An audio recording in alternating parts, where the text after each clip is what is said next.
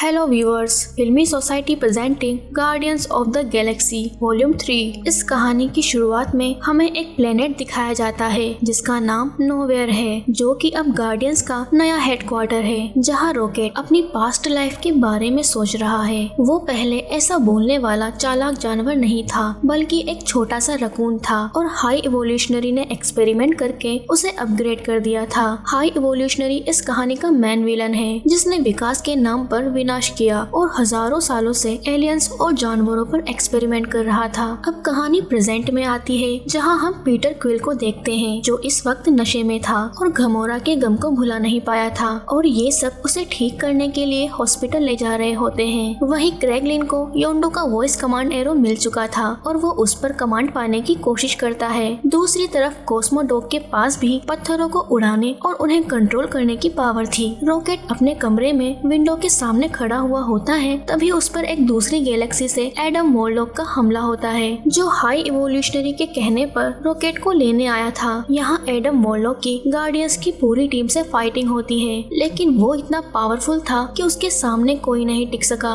एक वक्त तो ऐसा आता है कि वो ग्रूट को भी आधा कर देता है, सिर्फ उसकी गर्दन ही बचती है। नेबुला रॉकेट को बचाने के लिए आती है, जिसने कटिंग एज डिवाइस से खुद को काफी ज्यादा स्ट्रॉन्ग कर लिया था। वो एडम मोरलॉक से लड़ती है, लेकिन वो बहुत पावरफुल था। वो बहुत आसानी से उस पर अटैक करके उसे साइड में फेंक देता है। रॉकेट भी अपनी गन से उसे शूट करने लगता है, लेकिन एडम मोरलॉक उस पर बुरी तरह अटैक करता है, जिससे रॉकेट काफी ज्यादा जख्मी हो गया था। लेकिन नेबुला हार नहीं मानती। वो अपने हाथ को तलवार बनाकर उसके आर पार कर देती है, जिससे वो जख्मी हो जाता है। उसे लगता है कि अब गार्डियंस मिलकर उस पर अटैक करने वाले हैं। उससे पहले वो वहाँ से बचकर निकल जाता है। अब पीटर और उसके फ्रेंड्स एक डिवाइस की हेल्प से रॉकेट का इलाज करने की कोशिश करते हैं, लेकिन जैसे ही वो इसे ऑन करते हैं तो रॉकेट तड़पने लगता है। इसे देखने पर ऐसा लग रहा था कि ये उसे और ज्यादा तकलीफ दे रही हो। ये सब देखकर नेबुला उसे तुरंत बंद करने को कहती है। वो रॉकेट की बॉडी को स्कैन करके बताती है कि उसकी बॉडी में बहुत सारी डिवाइसेस फिट की गई थी, जिनमें से एक उसके हार्ट से कनेक्ट है। अगर इस डिवाइस को हटाए बिना रॉकेट का इलाज किया गया तो ये डिवाइस रॉकेट की जान ले लेगी, और इसी वजह से रॉकेट तड़प रहा था। जब रॉकेट बेहोश होता है तो वो अपनी ओल्ड मेमोरीज में चला जाता है, जहां वो अपना पास्ट देखता है, अपने ओरिजिन को,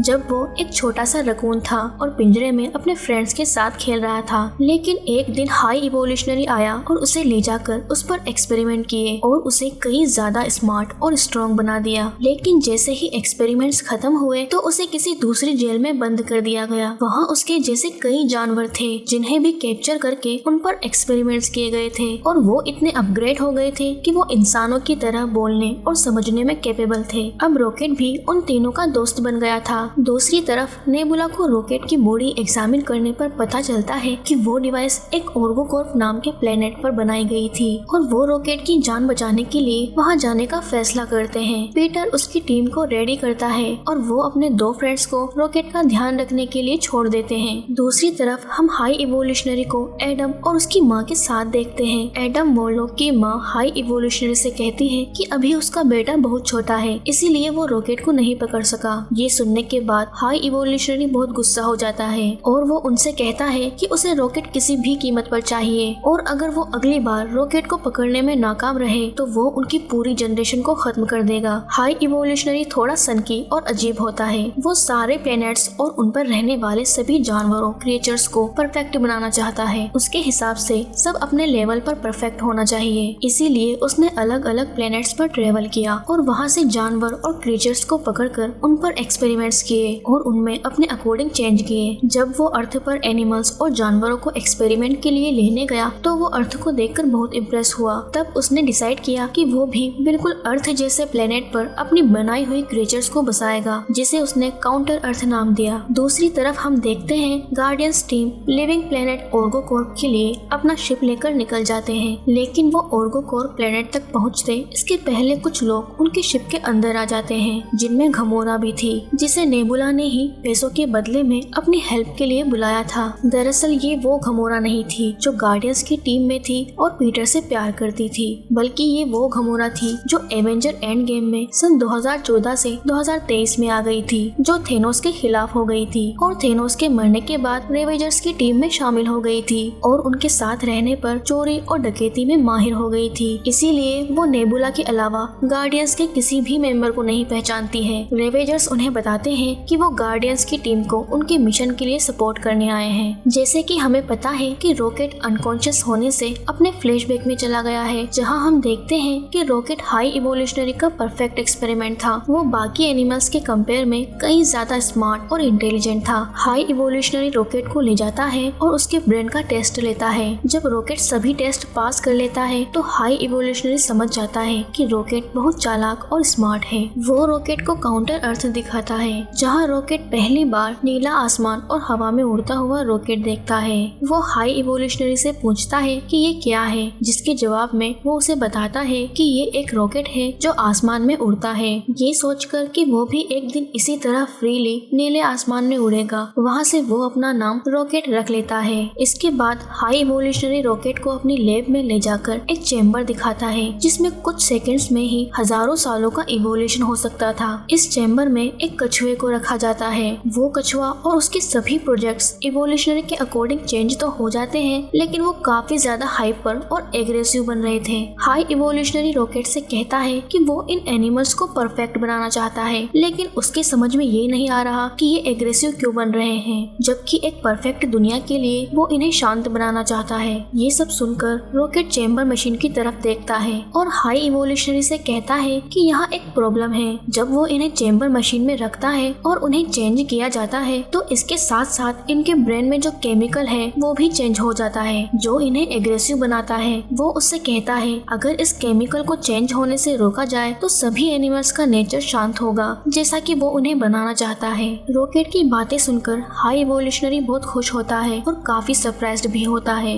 वो रॉकेट की बात मानकर अपने प्रोजेक्ट्स का दोबारा इवोल्यूशन करता है और इस बार वो शांत नेचर के बन रहे थे। वो सोचता है कि वो अपनी सालों की रिसर्च के बाद भी वो नहीं कर सका जो एक छोटे से रकून ने कर दिखाया। वो अपने कलीग्स से कहता है कि रॉकेट का दिमाग बहुत शार्प है और उसे इन प्रोजेक्ट्स के लिए रॉकेट का ब्रेन चाहिए, ताकि वो इसकी स्टडी करके एक परफेक्ट दुनिया बना सके, जहां वो सिर्फ परफेक्ट क्रिएचर्स को रखेगा। वो रॉकेट की इंटेलिजेंसी से जेलस और काफी गुस्सा होता है, क्योंकि वो उसका सिर्फ एक सब्जेक्ट है जिसे उसने एक्सपेरिमेंट के लिए चुना था, तो वो उससे ज्यादा स्मार्ट और इंटेलिजेंट कैसे हो सकता है। वो तो एक छोटा सा मामूली सा जानवर है। और वो अपने कलीग्स से कहता है कि अगली सुबह रॉकेट को खत्म कर दो और रॉकेट का ब्रेन निकाल कर मुझे दो, ताकि उस पर स्टडी करके ये पता लगाया जा सके कि आखिर वो इतना क्रिएटिव कैसे सोच सकता है। और साथ ही वो रॉकेट के फ्रेंड्स को भी खत्म करने को कहता है, क्योंकि वो सब अब उसके लिए यूजलेस थे। वो रॉकेट को ले जाकर जेल में बंद कर देते हैं। जब रॉकेट ये सब सुनता है कि वो और उसके साथी सिर्फ टेस्ट सब्जेक्ट है और उन्हें काउंटर अर्थ पर नहीं ले जाया जाएगा, तो वो अपने फ्रेंड्स के साथ वहाँ से भागने की सोचता है। रॉकेट अपने फ्रेंड्स से कहता है कि हम सबको अगली सुबह मार दिया जाएगा, इसके पहले हमें यहाँ से बच के निकलना होगा। हम यहाँ से स्पेसशिप लेकर निकल जाएंगे। वो कुछ टूल्स जोड़कर जेल को खोलने के लिए की बनाता है और वो जेल का दरवाजा खोलकर उसकी एक फ्रेंड लाइला को बाहर निकाल लेता है। तभी वहाँ हाई इवोल्यूशनरी आ जाता है और पीछे से लाइला को शूट करके मार देता है। उसके सभी फ्रेंड्स उसी वक्त मारे जाते हैं। हाई इवोल्यूशनरी रॉकेट से कहता है कि वो जानता था कि तुम यहाँ से बचकर भागने की कोशिश जरूर करोगे, इसीलिए वो सुबह तक का इंतजार नहीं कर सकता था। रॉकेट अपने फ्रेंड्स को मरा हुआ देखकर बहुत दुखी होता है और जोर जोर से चिल्लाने लगता है। वो इतना ज्यादा गुस्सा हो जाता है कि वो हाई इवोल्यूशनरी पर अटैक कर देता है और उसका चेहरा बुरी तरह से नोचता है और वहाँ से बचते हुए स्पेसशिप लेकर निकल जाता है।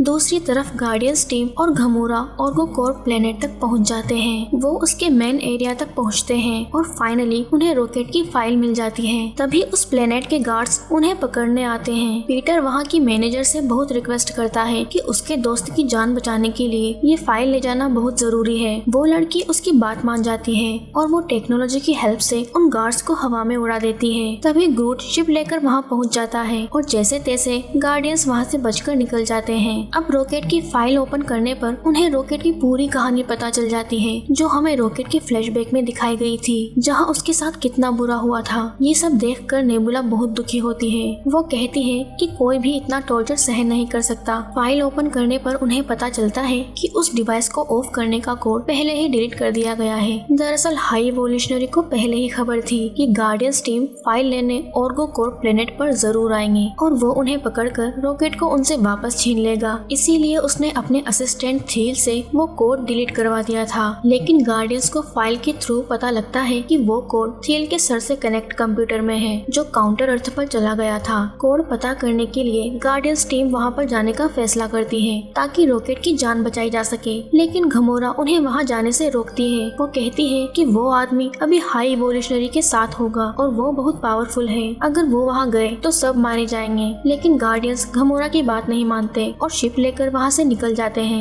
घमोरा अपने फ्रेंड्स को उसे पिक करने के लिए लोकेशन सेंड करती है, लेकिन हम देखते हैं कि उसके फ्रेंड को एडम वॉरलॉक और उसकी माँ पकड़ लेते हैं। तो जब घमोरा ने लोकेशन भेजी थी तो उन्हें घमोरा की लोकेशन भी पता लग जाती है और वो गार्डियंस को पकड़ने के लिए निकल जाते हैं, क्योंकि वो जानते थे कि अगर उन्होंने गार्डियंस के पहले रॉकेट को नहीं पकड़ा तो हाई इवोल्यूशनरी उनकी पूरी नस्ल को खत्म कर देगा। दूसरी तरफ गार्डियंस टीम काउंटर अर्थ पर जाते हैं तो वो वहाँ हाई इवोल्यूशनरी के डेवलप किए हुए अलग अलग टाइप के क्रिएचर्स को देखते हैं। वो उन क्रिएचर्स की हेल्प से हाई इवोल्यूशनरी तक पहुँच जाते हैं। नेबुला के पास हथियार होने से वो बाहर ही रुक जाती है, जबकि पीटर और ग्रूट को अंदर जाने दिया जाता है। इवोल्यूशनरी उनसे कहता है कि वो एक परफेक्ट दुनिया बनाने का काम कर रहा है, जिस पर पीटर उससे कहता है कि उसके बनाए गए क्रिएचर्स और इस प्लेनेट में बहुत कमियां हैं। ये सुनकर इवोल्यूशनरी गुस्सा होता है और वो अपने लोगों से उसके प्लेनेट से चले जाने के बाद प्लेनेट डिस्ट्रॉय करने को कहता है ताकि वो इससे बेहतर दुनिया बना सके। साथ ही पीटर और ग्रूट को खत्म करने का कहकर अपने गार्ड्स को रॉकेट को शिप से लाने के लिए कहता है। दूसरी तरफ एडम वॉरलॉक और उसकी माँ रॉकेट और घमोरा को पकड़ने के लिए वहाँ आ जाते हैं। यहाँ इवोल्यूशनरी के गार्ड और एडम वॉरलॉक के बीच में फाइटिंग होती है, क्योंकि वो उससे पहले रॉकेट को पकड़ना चाहता था। हाई इवोल्यूशनरी के लोग उसके शिप को उड़ाकर ले जा रहे होते हैं और उनके पीछे काउंटर अर्थ तबाह होने लगता है, लेकिन ग्रूट के पास इंटरनली काफी सारी गन छुपाई हुई होती है। यहाँ हमें ग्रूट का one of the most action scene दिखाया जाता है। ग्रूट और पीटर सभी लोगों को ढेर कर देते हैं। पीटर थील को पकड़कर शिप से नीचे कूद जाता है और उससे वो फाइल ले लेता है जिसमें उस डिवाइस का कोड था।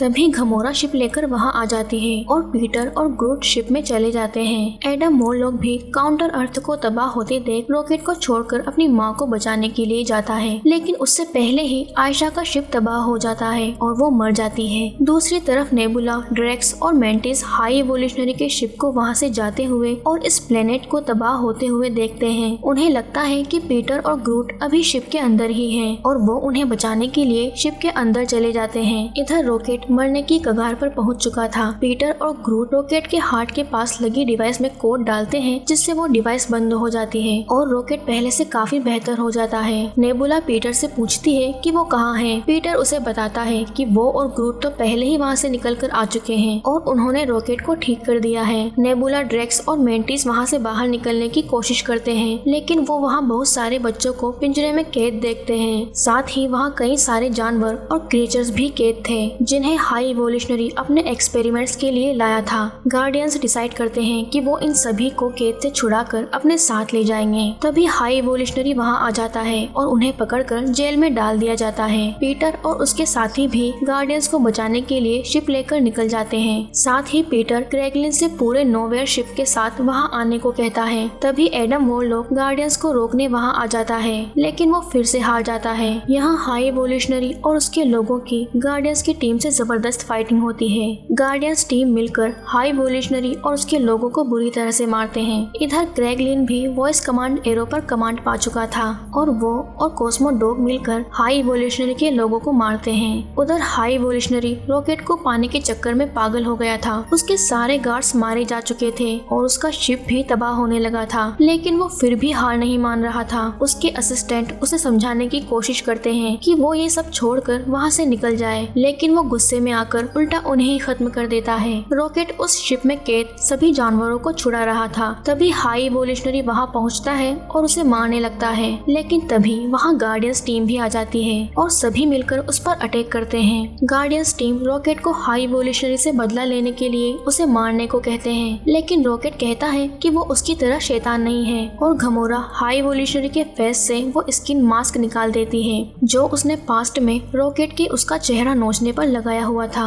वो उसे जान से नहीं मारते और उसे उसके स्पेसशिप में ही मरने के लिए छोड़ देते हैं। गार्डियंस टीम सभी एनिमल्स, क्रिएचर्स और बच्चों को फ्री कर देते हैं और उन्हें नोवेयर प्लेनेट में ले जाते हैं। पीटर का दोस्त कॉस्मो डॉग, जिसके पास पत्थरों को उड़ाने और उन्हें कंट्रोल करने की पावर थी, वो अपनी पूरी पावर से नोवेयर और हाई इवोल्यूशनरी के शिप को जोड़े रखता है। ग्रूट जख्मी एडम को भी नोवेयर प्लेनेट पर ले जाता है। वो उससे कहता है कि सभी को सेकेंड चांस जरूर मिलना चाहिए। इधर कॉस्मोडॉक का प्लेनेट और शिप को जोड़े रखना काफी मुश्किल हो रहा था और एंड में वो ज्यादा देर तक उन दोनों को कनेक्ट नहीं कर पाता। सभी नोवेयर प्लेनेट तक पहुंच जाते हैं, लेकिन पीटर स्पेस में ही फंसा रह जाता है। लेकिन लास्ट टाइम पर एडम वॉरलॉक, जो कि अब बदल चुका था, उसे बचा लेता है। मूवी के लास्ट सीन में हम देखते हैं कि गमोरा रेवेजर्स के पास चली जाती है और पीटर रॉकेट को गार्डियंस टीम का कैप्टन बना देता है और खुद अर्थ पर अपने नाना के साथ रहने का फैसला करता है। मेंटिस भी अपनी जिंदगी का मकसद तलाशने के लिए वहाँ से चली जाती है। नेबुला, ड्रेक्स, ग्रूट और रॉकेट मिलकर नोवेयर प्लेनेट पर उन बच्चों को पालने की रेस्पॉन्सिबिलिटी लेते हैं और एंड में ग्रूट आई एम ग्रूट की जगह बोलता है I love you guys. Movie के मिड क्रेडिट सीन में हमें दिखाया जाता है कि रॉकेट और ग्रूट ने अपनी टीम में अब एडम वॉरलॉक, कॉस्मोडॉक, ग्रेग लिन और फाइला को भी शामिल कर लिया है और ये एक अनजान प्लेनेट पर एक मिशन पर जाते हैं। मूवी के पोस्ट क्रेडिट सीन में हम देखते हैं कि पीटर धरती पर पहुंच जाता है और अपने नाना के साथ नॉर्मल लाइफ जीता है और ये कहानी यही खत्म होती है। सो गाइस, ये वीडियो आपको कैसा लगा प्लीज मुझे कमेंट करके जरूर बताएं और अगर आप इस चैनल पर नए हैं तो चैनल को सब्सक्राइब करना ना भूलें। मिलते हैं ऐसी ही किसी इंटरेस्टिंग स्टोरी के साथ, तब तक के लिए keep watching and stay safe.